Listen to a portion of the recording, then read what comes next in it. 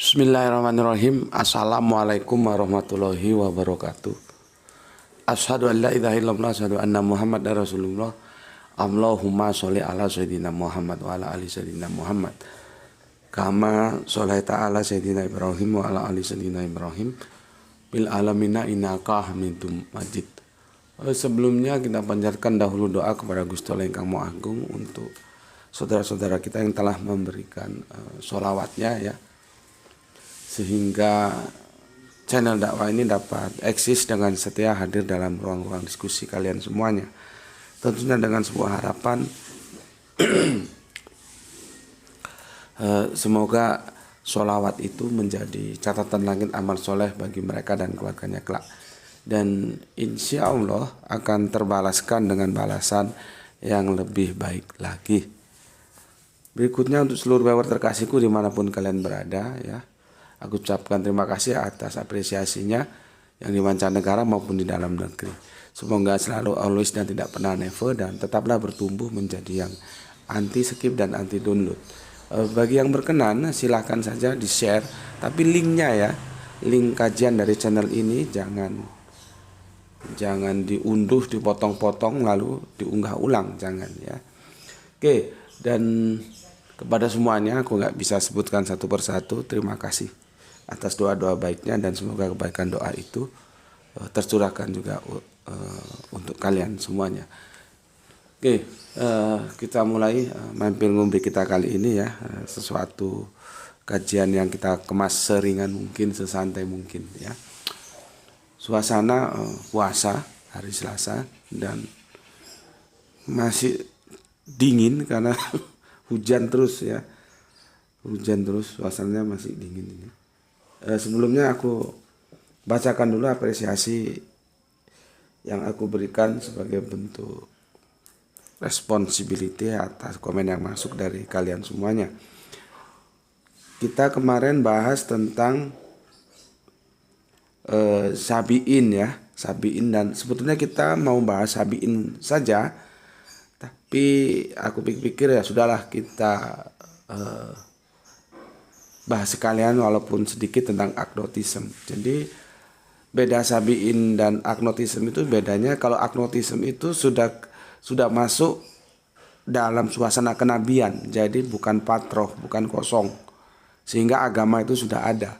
Tetapi mereka menolak agama meskipun mereka masih berteos, gitulah kira-kira ya. Dan ini kan fenomena-fenomena kekinian ya. Sedangkan Sabi'in itu mereka sudah secara hakikat bertauhid, mengenal teos secara benar ya. Tapi mereka belum ketemu para nabi ya di saat patroh, saat terjadi kekosongan. Tetapi hakikatnya sudah ketemu, yaitu tauhid. Dengan apa? Dengan kecerdasan, rasionalitas yang mereka bangun ya. Makanya kan aku bilang, untuk mengenal bahwa yang maha kuasa itu ada dan tunggal, itu sebetulnya rasionalitas kita saja cukup, kita tidak perlu nabi.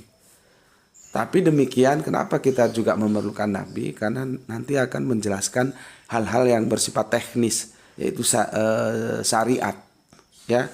Jadi ada hakikat, ada syariat. Maka nabi itu ya sama dengan guru kita yang ngajari kita. Misalkan sholat, teknisnya gimana?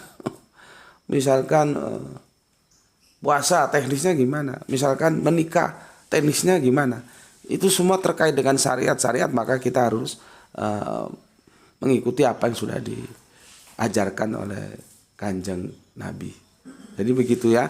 Ada titik temu, ada titik beda, tapi mereka sama-sama menerima teos. Jadi bukan ateis ya. Cuman yang satu tidak ketemu dengan agama karena masih patroh, masih kosong. Yang satunya menolak agama. Kira-kira begitu kesimpulan yang kemarin ya. Dan sekarang aku baca komen kalian yang masuk. Itu tadi sekedar review ya, tapi semoga sudah pada paham. Oke, pertama alhamdulillah Gispati ya, Palu nyimak Tuan Guru, semoga kita semua selalu dalam ridho Allah, amin ya rabbal alamin. Berikutnya Kang Hermas Edison, Kalteng hadir nyimak Gus, setia dan selalu setia menyimak kajian Isra. Masya Allah dapat pencerahan dan ilmu ulun tentang sabiin dan ulun paham maksud arah yang Gus maksud. Terima kasih Gus atas penjelasannya. Oke, terima kasih kembali. Salam untuk keluarga di Kalteng. Berikutnya Kang Ari Prasetyo. Assalamualaikum, Batam hadir. Guru Ba'da Zuhur. Salam Isra Jos Islam rasional. Terima kasih atas 3 jempolnya. Dan semoga karirnya, ikhtiarnya, bisnisnya yang dibangun di Batam selalu dalam ridha Allah. Amin amin ya robbal alamin. Berikutnya Kang Sahran Gipari. Menyimak setelah 1 jam tayang mendung dari tadi subuh. Sama dong. Kang Rizal Wahyu Rembang selalu hadir Gus. Oke, terima kasih. Jangan lupa tugas kampusnya ya. Kang Wahyu 72. Assalamualaikum. Waalaikumsalam. Brebes hadir nyimak Gus. Salam Isra Islam rasional juga untukmu ya. Kang Anto Double Shop ya. Indramayu hadir salam Isra Islam rasional. Oke, terima kasih Indramayu. Bapak Ikhwan Tamir yang punya Tangerang, alhamdulillah bisa hadir Gus. Salam Isra, salam Isra juga untuk semua keluarga yang ada di Tangerang. Berikutnya Kang Edi Margono. Assalamualaikum. Waalaikumsalam warahmatullahi wabarakatuh. Yang punya Jogja. Beli putus suasana. Assalamualaikum warahmatullahi wabarakatuh. Tetap nyimak Gus. Salam Isra juga untukmu. Kang Kasmuri Darsono 3 jempol. Dari mana ya? Oke, terima kasih dikoreksi oleh soleha kita Kurnia Nur Huzaifah. Assalamualaikum, tulang rantau perapat nyimak. Mohon maaf, tulang kata pelaku itu isim fa'il ya. Isim jamid kata benda asli seperti nama orang, nama benda ya. Terima kasih sudah dikoreksi. Ya, kadang-kadang sering yang dipikirkan yang mana yang diomongkan nggak connect. Kemarin itu yang dipikirkan dengan yang ditulis nggak connect, terus dikoreksi oleh saudara kita dari Tuban ya, Kang Harib Buksinin. Orang di Mekah itu kan 13 tahun, di Madinah itu 10 tahun. Jadi dakwah Kanjeng Nabi itu 20, kalau dibulatkan 23-an tahun ya. Mau nulis 10 kok yang ditulis 12. Kesana salah. Terima kasih Soleha Kurnia Nur Hawisa ya. Jadi tentang isim itu ya, isim fa'il itu pelaku ya. Sedangkan isim jamid itu kata benda asli. Seperti proper name itu ya, itu asli, makanya proper name itu tidak boleh diartikan. Terima kasih, salam untuk keluarga yang ada di Rantau Prapat dan terima kasih atas koreksinya. Kemudian Kang Mas Didik nyimak Gus. Oke. Kang Hari Sunandar lirikan dan jempolnya terima kasih. Empu 99 hadir Gus. Oke, soleha kita dari Surabaya. Aisyah, assalamualaikum. Waalaikumsalam. Kainku hadir. Oke, terima kasih. Ima hadir Gus. Oke, terima kasih. El Diablo Bandung Fish and Munggaran. Oke. Hebat juga ya, bisa nomor 1. Oke, terima kasih. Ngatur nun. Ini ada Muhammad Rahman ya. Muhammad Bintang Ramadan ya. Assalamualaikum Gus. Muhammad Bintang Ramadan dari Kemayoran selalu hadir. Ingin bertanya tentang kitab Ulangan 34:10 yang disebutkan bahwa tidak ada lagi nabi dari bangsa Israel setelah Musa. Ya. Jika setelah Musa tidak ada lagi nabi, kenapa Yesus masih disebut nabi? Tolong pencerahannya Gus. Assalamualaikum. Waalaikumsalam. Kamu nggak kasih komen tentang sabinya yang kamu tanya, kamu ngerti belum? Harusnya itu dulu ya. Kamu udah ngerti belum? Kalau belum mengerti ditanyakan. Jangan tanya terus tapi yang kemarin ngerti apa enggak kamu? Ya. Kamu kan kemarin tanya sabiin gitu. Aku sudah jelaskan. Ya. Jadi jangan tanya saja tapi yang ditanyakan sudah dijelaskan tuh, ngerti belumnya kamu sampaikan gitu. Supaya aku bisa mengukur. Ya. Jadi gini, masalah Ulangan 34:10 itu polemiknya besar sekali. Besar sekali. Ya. Seperti yang aku bilang kemarin, seharusnya itu ya kematian Musa itu kalau kita lihat jalannya cerita dari kitab ini, seharusnya itu masuk dalam kitab Yosua. Ya, seharusnya kodifikasinya ke sana. Nggak tetap dia menjadi di ulangan itu, karena di ulangan 3:4-6 lalu matilah Musa. Nah, masa orang sudah mati, sudah wafat masih bisa menerima wahyu? Jadi siapa yang berbicara tentang seperti Musa yang dikenal Tuhan dengan berhadapan muka, tidak ada lagi nabi yang bangkit di antara orang Israel. Yang menerima firman ini siapa? Karena di ayat yang kelima ini kan sama-sama ulangan 3:4 ya. Di ayat yang kelima itu Kanjeng Nabi Musa sudah wafat, sudah mati. Makanya aku bilang kemarin, seharusnya kodifikasinya LAI bukan begini. Karena kalau dibikin begini ini menjadi rancu. Bagaimana orang sudah mati masih menerima firman? Pertanyaan kita, ulangan itu disampaikan kepada siapa? Kanjeng Nabi Musa. Ya. Apakah ini Kanjeng Nabi Musa menubuahkan kematiannya? Ya. Ini kan kitab ulangan ini kepada Kanjeng Nabi Musa. Masalahnya di 3:4-5 itu aku bacakan begini ya. Lalu matilah Musa hamba Tuhan itu di sana di tanah Moab sesuai dengan firman Tuhan. Mati sudah. Lalu ayat 6 sampai ayat yang ke-12 itu siapa yang menerima? Ini kan polemik ini.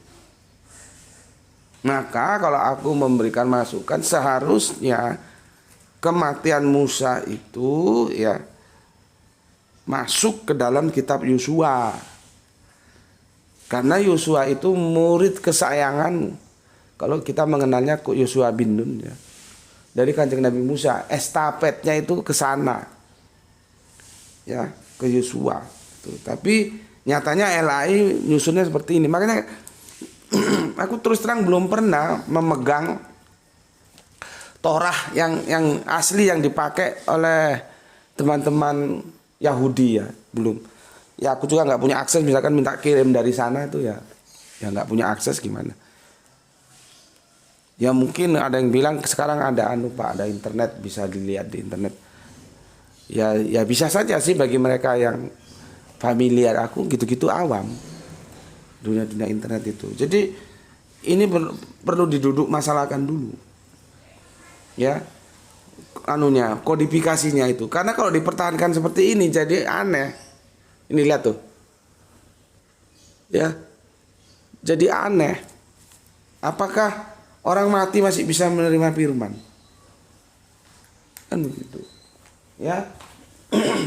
Oke. Terlepas dari itu ada peristiwa yang menarik. Ya, aku kan sudah menulis 2 buku dan semuanya tidak bisa terbit. Sudah diajukan ke beberapa penerbit. Dulu ke penerbit yang pertama sudah mau terbit. Nggak tahu ada kendalanya di mana dan aku sudah mendapatkan down payment tapi akhirnya nggak terbit juga. Terus di penerbit berikutnya nggak terbit juga dengan alasan terlalu sensitif katanya.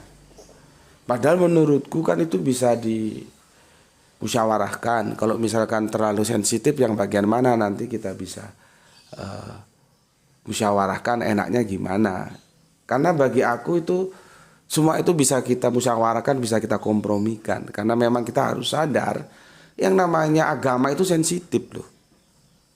Agama itu sensitif. Makanya kan aku bilang kalau kita sudah berbicara agama itu paling aman bawa dia ke dalam meja diskusi akademis sehingga tidak bisa ya itu menjadi hal-hal yang terbuai oleh perasaan. Karena akademis itu tidak berbicara hati, tidak berbicara perasaan, dia berbicara rasional. Karena apa aku bilang tadi bahwa agama itu hal-hal yang sensitif. Nah, kalau misalkan bukunya itu ada hal yang terlalu sensitif kan seharusnya redaksinya itu kita duduk bareng lah. Toh aku bukan orang yang sulit untuk diajak musyawarah, mana perlu kita tata ulang supaya tidak sensitif. Tapi hal itu tidak terjadi, akhirnya sampai sekarang tidak. Buku aku yang kedua kan ini. Ya. Ini tebal ini, tapi fontnya aku bikin kecil sehingga bisa tipis. Seperti ini. Ya. Ini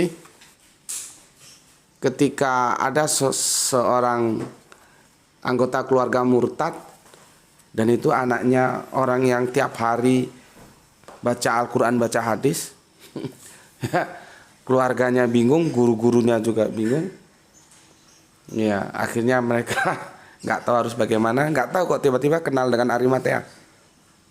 Ketika Arimatea mau menggalang dana, dulu kami mau bikin TV kan, menggalang dana seperti yang aku telah sampaikan, dibawalah si yang murtad ini ketemu kami dan kami bilang oke, minta alamatnya nanti kami kunjungi gitu.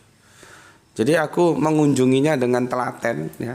Ketika dia belum pulang sekolah aku sudah di rumahnya. Jadi aku dengan telaten mengunjungi karena dia siap diajak diskusi. Maka salah satu penanggulangan pemurtadan kalau lewat metodologi yang aku terapkan itu syaratnya satu, dia mau diskusi. Kalau dia sudah menutup pintu diskusi tidak bisa, karena metodologi itu metodologi diskusi. Dan ini terjadi lama ini, enggak 1-2 kali, enggak bu, hampir setengah tahun lebih ya diskusinya ini. Alhamdulillah dia kembali bersahadat. Dan aku nggak pakai Al-Quran, aku pakai ini diskusinya ini. Karena tidak mungkin aku akan menjelaskan Al-Quran kepada dia yang sudah menolak Al-Quran.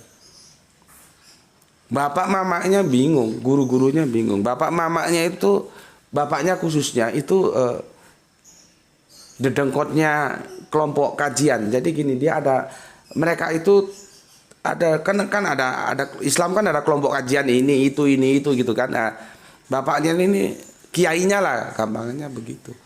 Yang kamu bikin apa yang?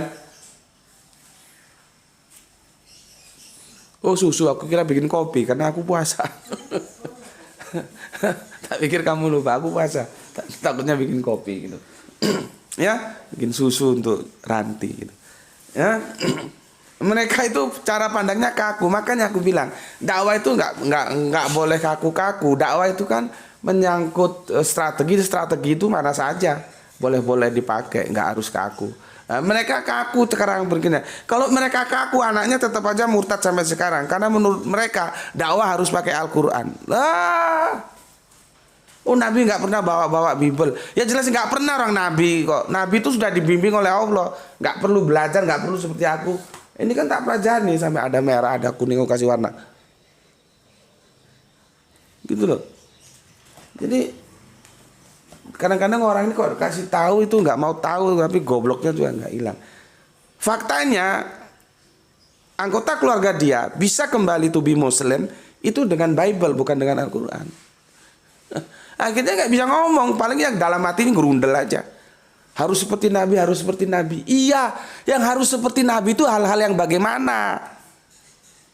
Itu nggak dicerna. Jadi ibarat kelapa itu kan perlu dibuang dulu sabutnya, perlu diambil dulu dagingnya, perlu diparut dulu, perlu dimasak dulu, perlu diperas dulu, baru kita dapat minyaknya. Bukan kelapa kamu telan gitu aja. Itu kadang-kadang kita ngadepi orang-orang awam itu ya gitu itu sulit. Sudah awam kasih tahu tenggar-tengku jadi geblek gitu. Nggak bisa, dakwah itu nggak bisa kaku-kakuan karena itu menyangkut strategi. Mana saja kamu pakai silahkan. Ya, akhirnya mereka diam, mau nolak. Tapi dalam ketegar-tengkuannya tetap aja dakwah itu harus pakai Al-Quran. Cuma kan dia nggak bisa melawan fakta. Buktinya anggota keluarganya bisa kembali Islam. Aku dakwai pakai Bible. Jadi nggak mungkin toh dia sudah menolak Al-Quran, aku dakwai pakai Al-Quran. Ya enggak, ya sudah pakai Bible aja kita. Nah, aku ajak dia tunduk terhadap Bible.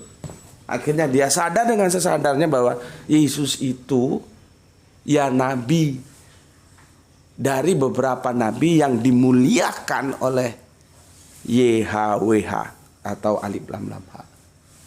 Kembali bersadar masuk Islam. Dengan apa? Dengan Bible, nggak dengan Quran. Ini bukunya di sini ya. Di sini. Oke. Nah, terus nyangkut apa yang sedang ditanyakan oleh si Muhammad Bintang Ramadan ini ya.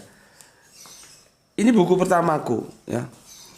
Bible menjanjikan Islam benang merah agama samawi. Ini sengaja dikemas gini, bukan begini, karena ini memang dicetak terbatas untuk cenderamata dulu ini. Jadi sama Arimatea dicetak ini untuk cenderamata, artinya dicetak terbatas. Ya. Dan ini juga sama belum diterbitkan, ya. Kan ini judulnya begini, Bible menjanjikan Islam benang merah agama samawi. Ini ya. Nah. Pada waktu itu bukuku itu dibedah. Salah satu pendeta dari Surabaya. Pendeta dari Surabaya-nya ada berapa ya? Lupa aku. Ada satu apa dua, lupa karena sudah lama ini. Terus satunya lagi dari Batu sini aja. Dari Institut Injili Indonesia. Ya.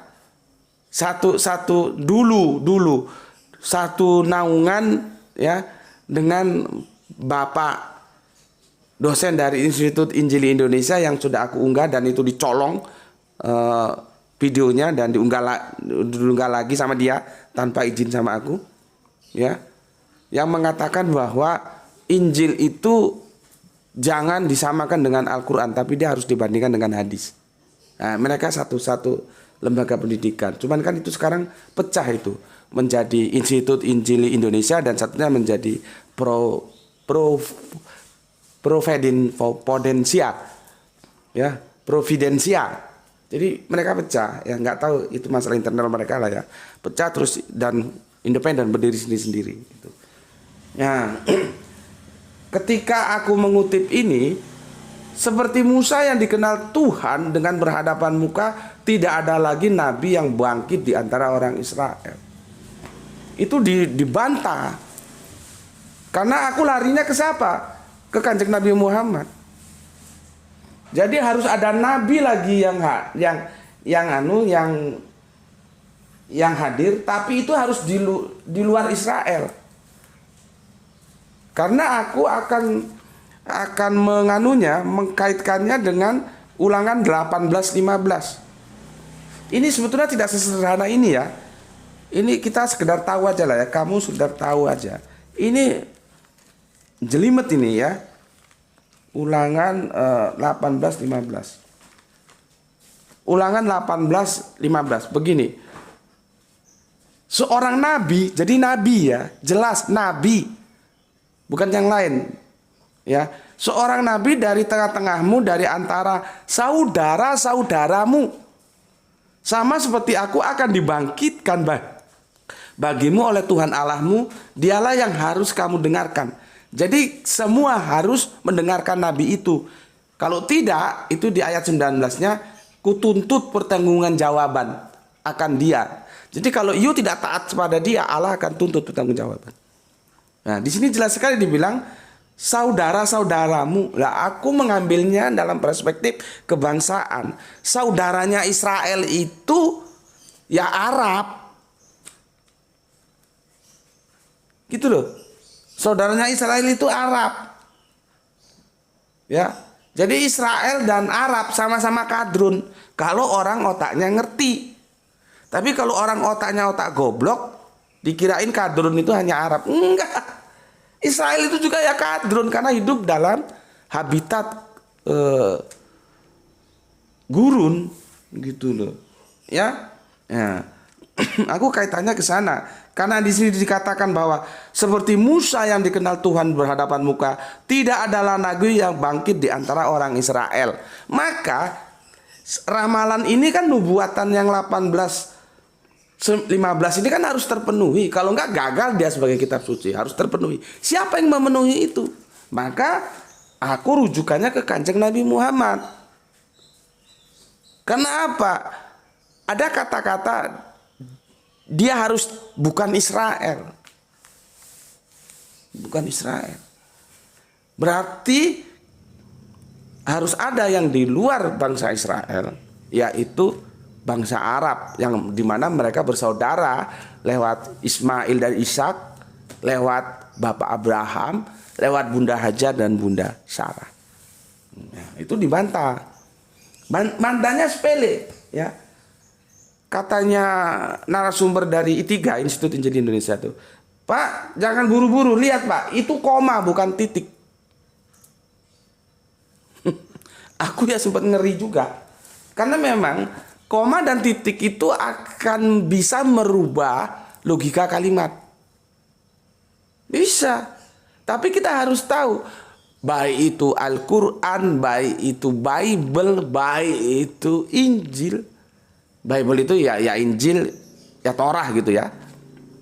Apakah dulu itu sudah ada titik koma? Kan belum. Belum ada titik koma, itu kan ditambahkan sekarang agar kita mudah memahaminya. Kalau kita, bahkan Al-Quran sendiri itu kalau kita kembalikan ke originalnya itu gundul, tidak ada harokat. Ya karena mereka familiar dengan tulisan itu, karena itu tulisan mereka. Maka supaya kita yang di luar mereka, komunitas mereka, supaya mudah memahaminya, ya ditambah harokat itu. Ya, jadi dulunya ya nggak ada harokat. Gitu. Maka ada pelajaran kalau di pondok pesantren itu ngaji kitab gundul. Jadi nggak usah kasih harokat, mereka sudah tahu karena sudah ada kunci-kuncinya. Makanya kan kenapa kalau inaloh mesti inaloha, kok nggak inalohu, kok nggak inalohi gitu. Itu sudah ada kuncinya. Kalau inna mesti ha, nggak hu, nggak hi. Nggak ada kamu baca inalohi, nggak ada. Nggak ada wawloha, nggak ada, mesti wawlohi. Itu sudah mau lari ke ha, ke hi, ke hu, mereka yang belajar sorob sudah ngerti itu. Karena ada kunci. Jadi kalau mereka sudah selesai sorob, selesai nahu, gundul itu, misalkan Al-Quran itu dikembalikan, digundulkan, mereka tetap aja bisa baca. Nah, begitu juga tentang titik koma. Karena si saudara kita dari Institut Injili Indonesia itu mengatakan, karena berpikirnya begini, yang dimaksud tidak ada nabi yang bangkit di antara orang Israel itu adalah nabi yang masuk ke Mesir. Bisa, kalau ini koma bisa ke sana. Bisa. Makanya perdebatan saat aku sebetulnya yang ngeri-ngeri sedap juga, waduh, gimana ini? Tapi alhamdulillah Allah kasih pertolongan. Dulu zamanku itu belum seperti sekarang ada flash disk, ada apa-apa. Aku dulu dikasih oleh guru Al-Quranku almarhum Gus Husnul Hadi, semoga Allah merahmatinya, itu CD namanya Alkitab dalam bentuk compact disc CD. Kok flash disk pada saat itu belum ada. CD yang itu bisa kita install di laptop, di komputer bisa. Nah, kalau pakai yang itu titik. Tidak koma. Memang di sini-sini yang umum-umum ini dia koma. Ya, jadi yang umum-umum itu begini, seperti Musa yang dikenal Tuhan dengan berhadapan muka, tidak ada lagi nabi yang bangkit di antara orang Israel. Koma dia. Dalam hal segala tanda bla bla bla sampai selesai semuanya. Koma. Nah, karena koma, saudara kita dari Institut Injili Indonesia mengatakan ini maksudnya tidak ada lagi nabi orang Israel yang masuk ke tanah Mesir. Apakah itu salah? Enggak, bisa benar itu. Wah, berarti kan argumentasiku runtuh. Nah, ternyata aku buka itu Alkitab digital itu, aku bilang begini, masalahnya titik dan koma Pak ya. Ya, Bapak mau titik kan? Titik, tak kasih. Ini Pak, sampean lihat. Kan kita buka di laptop, chat, keluar titik dia. Jadi begini, seperti Musa yang dikenal Tuhan dengan berhadapan muka, tidak ada lagi nabi yang bangkit di antara orang Israel. Titik. Diam sudah. Kan yang dia tuntut sudah aku penuhi.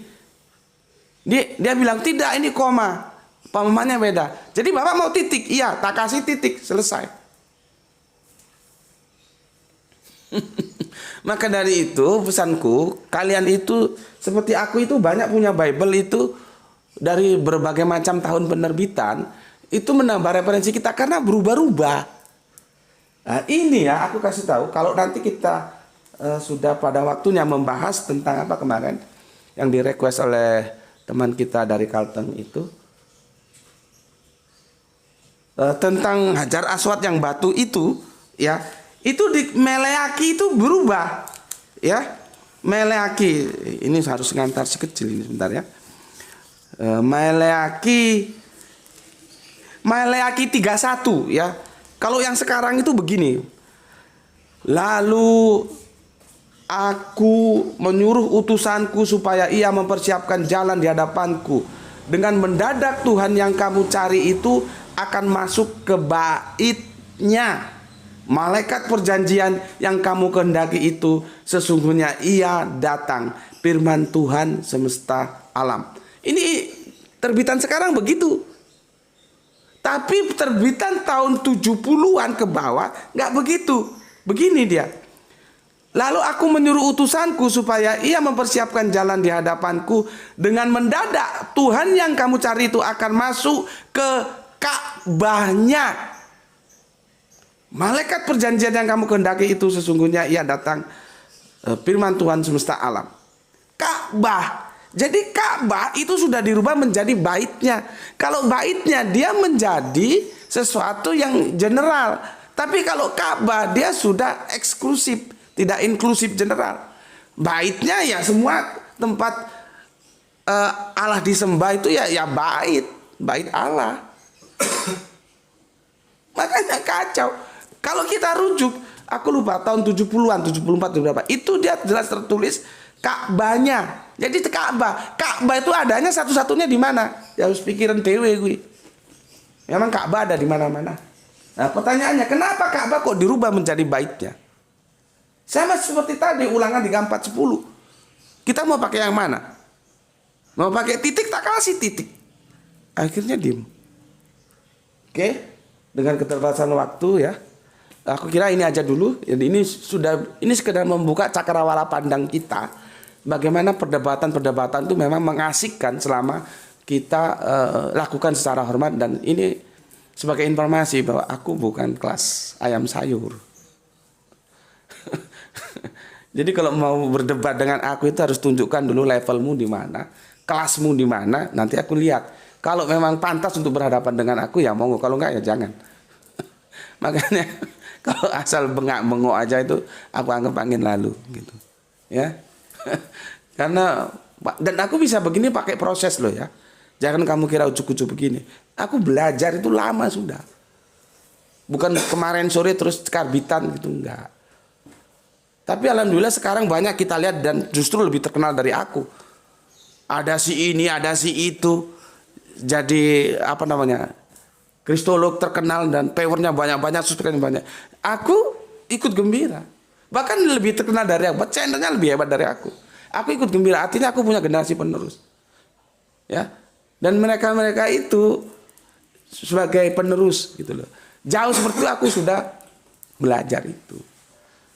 Makanya kalau yang nggak tahu, gue coba ini sama ini, coba korobori sama ini. Karena dia nggak tahu bahwa sebetulnya aku sudah dekat sama dia. Cuman kan virtual seperti itu. Dia ada di dunia maya, dunia faktanya kalian tidak tahu. Ya, oke, sampai sini dulu. Ya, aku bilang seperti tadi ini tidak memuaskan ya. Karena ini harus duduk 3 orang. 3 orang, 1 orang Islam, 1 orang Yahudi, 1 orang Kristen. Karena Yahudi dengan ayat ini bisa bilang, itulah makanya kami menolak Yesus karena tidak ada lagi nabi yang bangkit. Selesai sudah. Itulah kami menolak Kanjeng Nabi Muhammad. Ya kalau mereka sebetulnya ngomongnya Muhammad gitu ya. Karena apa? Sudah tidak ada lagi nabi yang bangkit setelah Musa. Selesai sudah. Ya, oke sampai di sini dulu. Mudah-mudahan ini sesingkat apapun bisa membuka wacana cakrawala pandang kita dalam berpikir. Oke, untuk apa Muhammad Bintang baik-baik kau ya, belajar yang baik gitu. Oke, untuk saudara-saudaraku semua jaga Allah, jaga Al-Qur'an, jaga Kanjeng Nabi, jaga Islam dalam bingkai imanmu, tetapi tetap memberi hormat kepada saudara kita yang lain ya. Semoga kita mendapatkan keberuntungan ya, rezeki yang barokah dan kesehatan yang prima. Bismillahirrahmanirrahim. Alhamdulillahirabbil alamin.